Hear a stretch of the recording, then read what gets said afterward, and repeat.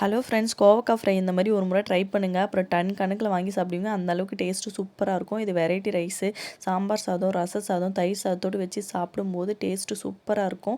இதுக்கு வந்துட்டு நான் ஒரு சீக்ரெட் பொடி யூஸ் பண்ணியிருப்பேன். வீடியோ ஸ்கிப் பண்ணாமல் பாருங்கள். இது வந்து நான் கோவக்காவை நீல வாக்கில் கட் பண்ணிவிட்டு மஞ்சத்தூள் உப்பு போட்டு நிறைய கை வச்சு அழுத்து கொடுத்து பிசைஞ்சு எடுத்துக்கிறேன். அப்போ தான் அதில் இருக்க வழவழப்பு தன்மையெல்லாம் போயிட்டு விதெல்லாம் நீங்கிட்டு நல்லா பச்சை வாசனைலாம் போயிட்டு சாப்பிட்றதுக்கு சூப்பராக இருக்கும். நல்லா வாஷ் பண்ணிவிட்டு ஃபில்ட்ரு பண்ணிவிட்டு எடுத்து வச்சுக்கோங்க.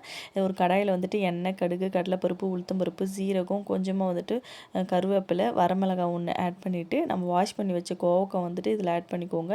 இதை நல்லா வந்துட்டு உப்பு, மஞ்சத்தூள், கொஞ்சமாக வந்து பெருங்காயத்தூள் ஆட் பண்ணிவிட்டு மூடி போட்டு நல்லா மூடி அடிக்கடி ஓப்பன் பண்ணி இதை நல்லா வந்துட்டு வதக்கி விட்டுட்டே இருங்க. இதுக்கு தண்ணியில் நம்ம ஆட் பண்ண தேவையில்லை.